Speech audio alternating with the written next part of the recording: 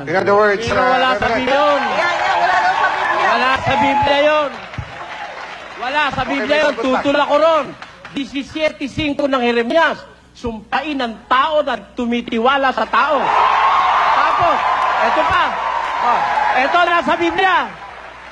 Awit 146:3. Ang sabi, Psalms 146 verse 3, ang sabi ron, huwag niyong ilagak ang tiwala ninyo sa mga pangulo o sa mga anak ng tao na walang pagsaklolo. Hindi ka sigurado Iba ang yan. premise nun, Eli. Di ba?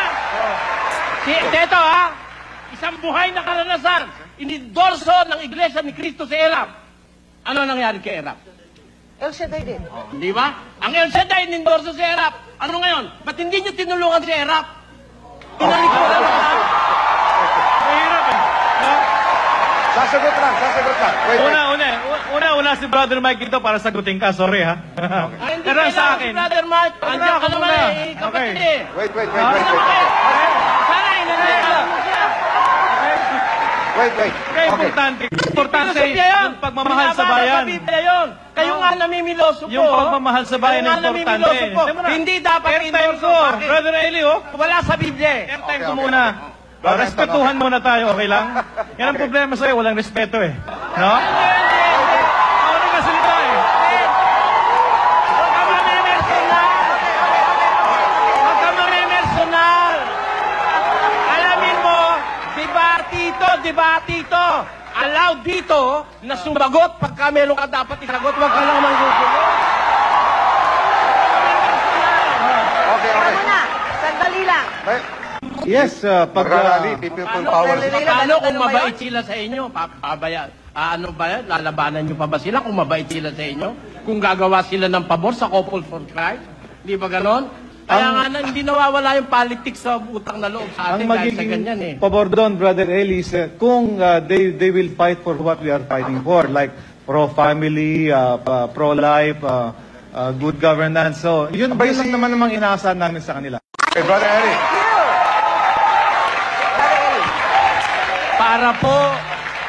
Para po mailagay sa kamay at desisyon ng tao, hindi kailangan mag-endorse on sino man religious leader.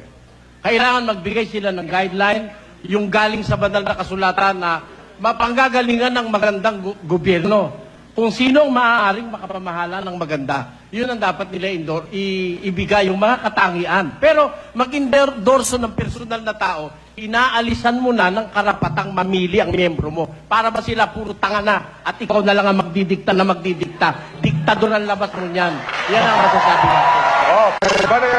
Brother Eli, sabi mo kanina, ang hirap kasi dito, pag pinagsama mo yung relihiyon sa politika, parang ginagamit yung relihiyon as a political capital. Will you kindly explain Ano that? yun? Ano ba ibig sabihin Ano mo yung political capital? Kasi ang relihiyon sana gamitin sa mga bagay na pampanginoon, hindi sa mga bagay na temporal, kagaya niyang eleksyon at pag-i-endorso ng kandidato. Unang-una, yung sinasabi ni Father Anton, na kailangan daw yung panig niyang tinitindig ay ganun lang gawin. It's a failure. 500 taon na ang Catholic Church sa Pilipinas. Hindi na-solve ang graft and corruption sa Pilipinas. Dahil nga dyan sa kai-endorso ng kandidato at kapapakialam ng mga religious leader. At alam niyo ang ginagawa, nangyayari? Eto, ang nangyayari, kahihiyan pa ng inyong Diyos. Di ba kahihiyan ng grupo ni Almeida na nagtatong pa ng kamay na gano'n, ano, hindi na Okay, how do you react to that? natin ang kahihiyan ng ating Diyos. Huwag na nating idamay ang Diyos natin sa bagay ng politika. Dahil, halimbawa, sinabi ni Kamanalo, ang inuboto natin ito, sugo ako ng Diyos. Tama dapat ang sinabi ko, natalo yung kandidato niya. Mali ang Diyos mo. Okay, how do you react to that?